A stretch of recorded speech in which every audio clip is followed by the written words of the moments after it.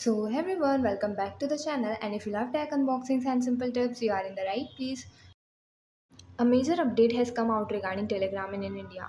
Many users are reporting that Telegram is not working properly, messages are not being sent, and channels are not loading.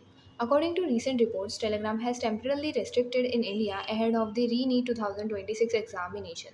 The move is aimed at preventing paper leaks, fraud, and the spread of unauthorized exam related content.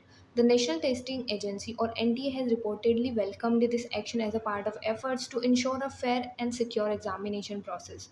Because of these restrictions, users may experience issues such as message sending failures, connection errors, or difficulty accessing Telegram channels and groups.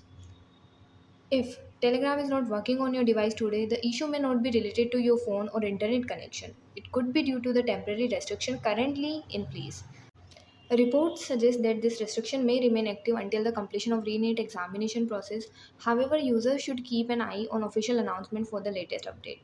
And yeah, that's it. And if you find the information given the video helpful, please like the video, subscribe to the channel and press the bell icon for more updates. Thank you.